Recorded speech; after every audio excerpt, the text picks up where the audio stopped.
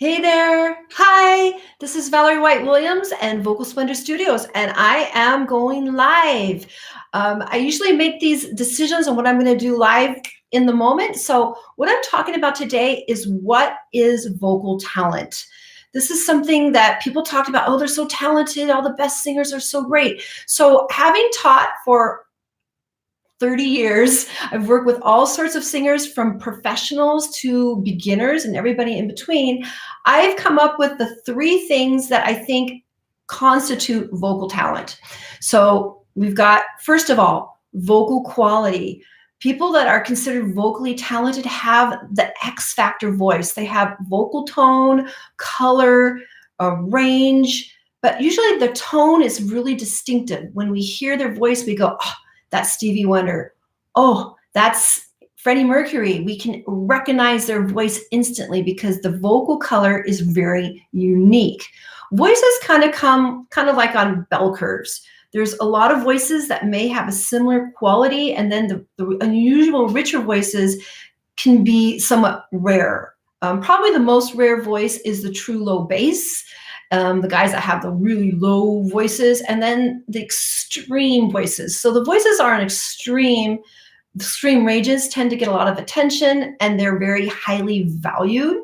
But also voices that have unique texture. I think of voices having texture like wine or coffee. There might be a little cocoa, or there might be a little spice, or there might be a little rasp, or they might have clear as a bell clarity. But we have this really unique vocal color.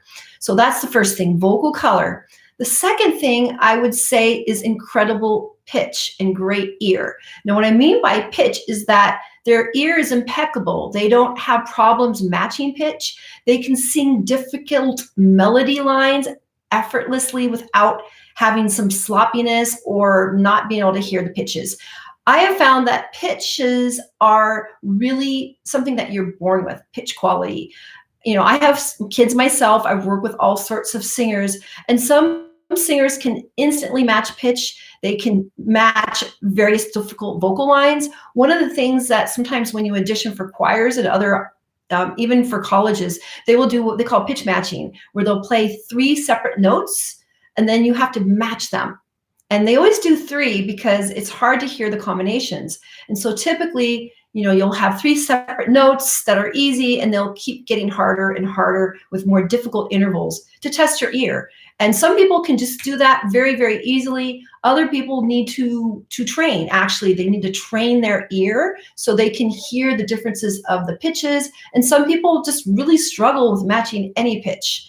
So that's the other thing, is a good ear. Now, that has become less a requirement for having a professional career because we have all this lip syncing, fake singers that pretend that they're singing with a headphone while they're dancing, and they don't really sing live, or everything's been manufactured in the studio. So that is something that's been going on probably since the 80s, perhaps earlier. But it used to be, if you were going to have a recording career, you had to have an impeccable ear. It just was required. And then here's the third thing that I think of as vocal talent. And this one isn't necessarily vocal talent, but I would say performance style, because there are some singers that just have incredible performance on the stage. They are naturals. They can naturally be in the moment. They can naturally feel comfortable on the stage. Now, again, this is something that you can learn to do. I'll be honest, I wasn't a natural on the stage.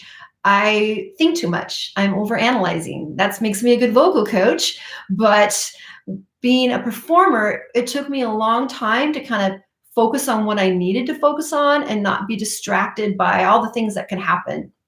Because some people can just tune it out and just close their eyes and just feel the emotions, and they have just no shame on stage. So that is another thing that I consider vocal talent. So here's the thing. So we talked about three things that make vocal talent: an unusual, amazing voice that stands out, 2, impeccable ear that is rock solid, and 3, great stage presence. So you look at some of the great singers like Freddie Mercury, for example, you know, he has all three. He has unusual voice that stands out, incredible pitch, he's rock solid all the time, and great stage presence. He's got a 1, 2, 3, all of it. Now, I think for singers that have a career, it's okay. Some people just have one thing. They just have a great ear. Their voice may be doable, and then they may have, mediocre stage presence. It really depends. 2 out of 3 is great. If you have 2 out of 3, you got a lot going for you. 1 out of 3 works. None of the 3, then we have some work to do, because we need something to stand on. We need something to start with. There are a lot of great singers that get into bands, especially these cover bands, because they want someone who maybe looks like Prince, or because I have had some singers who said, yeah, I went to a Prince cover band and the singer looked like Prince, but the singing was not quite. So it really depends on how much your eyes can see. Because to be honest, sometimes when you hear a great singer, or excuse me, that was the wrong thing. You see a great performer and they have all the moves. And if you're in the moment and you're, maybe had a couple drinks and you're at a club, you're going to go, wow, they sound great. They sound so great, because your eyes are seeing what they're doing. So there's been research that's shown that even, I won't even get to the research, but what you see on the stage, your ears will sometimes want to hear something better. That's basically. So if you act like you know what you're doing and you're moving around the stage, but the voice isn't 100%, a lot of times it'll fly well, especially in a performance setting, maybe not on a recording. So we really want a bit of all of that. Now, the truth be told, all those skills can be taught and worked on and learned. So if your voice is not a hugely exceptional voice, you can still work on getting it to sound pleasant.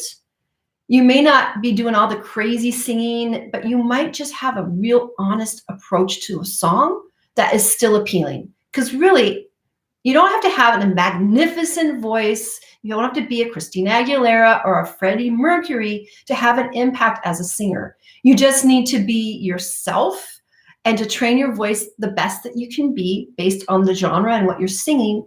And that is teachable. You can learn the techniques to sing. I've done it all the time. Even people who have really desperate voices, you can build, because singing is an athletic event, and I'll talk about that again with the ear. Now, I think the biggest thing, the trickiest thing to train is the ear. To be honest, that's the hardest thing to train. I have not seen evidence that someone who has a really challenged ear can go and have an amazing ear. I think you can build it to a better level. It's what I call an A ear, a B ear, or a C ear. So an amazing ear is that A ear. They're totally spot on. They can sing difficult runs perfectly in tune. They can match pitch. They can even maybe have perfect pitch and find the pitches correctly. Some of those people have done nothing to get that. They wake up that way. I've had kids that can match pitch instantly with no training. And then other people struggle. But I think the people that are struggling, it's kind of like if you have ADHD or you have dyslexia, you can learn. You may still struggle with those things, but you can build the skills to get to the high level where you can sing things a cappella and your ear is just impeccable for all kinds of crazy things. You may not get to that level, but you can still train to a functional level. And if you're working with a band or instrumentalist, they can help you stay on pitch, right? So you can train to that level. You may not be doing exceptionally what I call gymnastics or acrobatics with your ear, but you certainly can choose music that works for you and that isn't too outside the norm, and you can grow your skills by training your ear. Now, ear training is something that's a little bit difficult for singers to do on their own, because if your ear's not good, you're not going to know that it's not good. Now, I know that there are some apps out there, so that's something that if you feel that you have weakness in matching pitch, that's something that you can study and learn by learning to match pitch. And the other great way of learning to sing in tune and match pitch is actually learning intervals. And that's the differences between two notes, which all music, it's like the building block of music. So the more you understand and can identify intervals, it's going to be easier for you to sing those tricky intervals that are hard. So there are ways to build your ear. All right. And then the third thing, which is comfort on the stage, feeling not looking awkward and feeling comfortable to move and to emote and to close your eyes and feel the emotion. That is also a skill that you can learn. I'm a poster child of it. I had a good voice. I had 1 and 2 going, but 3 was always a bit difficult for me because I looked like I was thinking, or I looked a little bit uptight, or all those things. But you know what? The way to become a better performer is, guess what? Keep performing. Keep putting yourself out there. Keep performing in front of an audience. You know, I grew up singing before the whole karaoke thing was around. So karaoke is a great place to kind of get your chops on and how to emote on stage. Now, I'll be honest, karaoke is its own thing. What you do in karaoke doesn't necessarily translate to the real performing world because it's karaoke, but it's a good step to get started performing and seeing how it feels. So if you want to be a performer, I would look for opportunities to perform. And there are places, I mean, you can actually take lessons and part of recitals, but you also can go to karaoke places. And also there's a lot of cities have open mic. Open mic is another great place to perform. I think if you are a beginner and you want to get started, when you go to open mic, you know, you should go and watch. I should talk about how to go to open mic places in the future. But generally, I think it's safer for singers to actually bring somebody who will work with them. So rehearse with a guitarist or rehearse with a piano player, and then you guys go together to an open mic, and that's going to be a lot more comfortable for you guys to learn how to perform. All right, so let me see, who do I have? Thank you, Spinach Puff. Hi, Spinach Puff. RM, yes, thank you for checking in. I don't know the symbols in Korean, but thank you for being here. And Amy, so thank you so much. I'm so happy to make videos for you. And please let me know if there's anything else you'd like me to address in these lives. I've kind of moved from doing reaction videos on my channel to doing more technical issues and comments about singing in the live streams. I used to have all these tutorial videos. I mean, I don't used to, I have them. There's hundreds of videos, or say well over 100 videos on vocal tutorials on my channel, but I'd love to address any comments and questions through here. All right, take care. Hope you guys have a great day. And I'm looking forward of doing more videos. All right, I got a question. Do you think any of those qualities are more important than the others? I think that really depends on the kind of music you sing. So if you're doing kind of the R&B dancey thing, having that stage presence is probably really important, because you can write music or sing music that is maybe limited in vocal demands. Maybe that's the right word. So if you're in a dance-oriented thing, you just have to have a good enough voice, especially in Broadway. You know, people who even sing Broadway that are dancers, they just have to sing well enough because they're dancers. So it depends on that.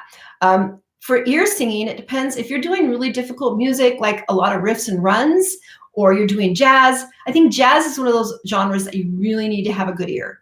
That's probably the number one thing, because there's a lot of improv.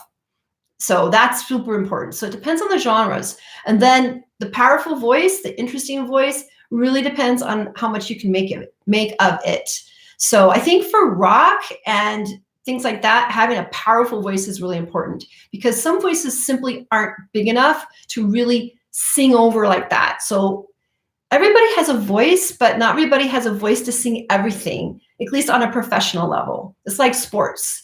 Sports stars, not everybody is going to make the major leagues in football or basketball. You might play in high school, but you know, if you're 5'8", it doesn't matter how good you are. It doesn't matter how well trained you are not going to get on the pro leagues if you're only 5'8". It's not going to happen.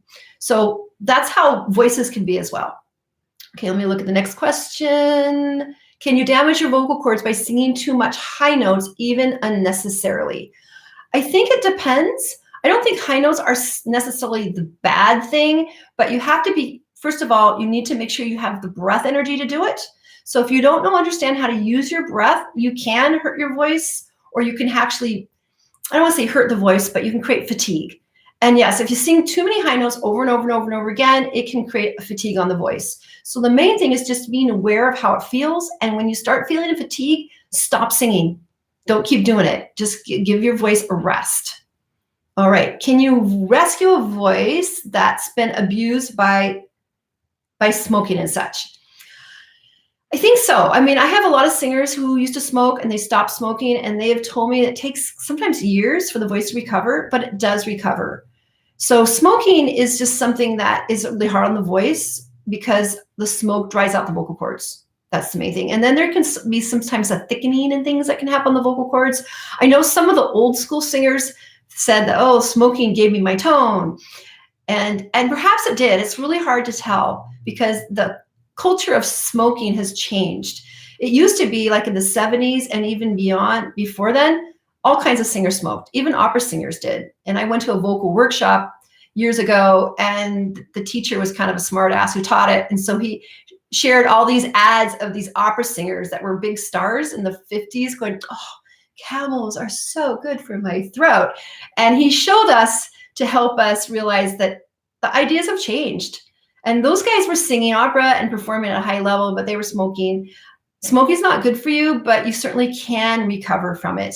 And I think the main thing is to really learn how to energize your voice. To me, that's one of the most number one things to help your voice recover is how to use the breath to help you recover your voice and not make the chord strain. Because that's probably one of the number one things that untrained singers get mixed up is they think they have to do a bunch of pushing and straining in the vocal cords when it's opposite. It's the other way around. The singing is below. It's energizing from below. And that's the best way to kind of recover a voice. Let me see. All right. Spinach Puff, I see. Thanks. Yay. Thank you. You're the best. Awesome. That's great. So yeah, thanks for tuning in today.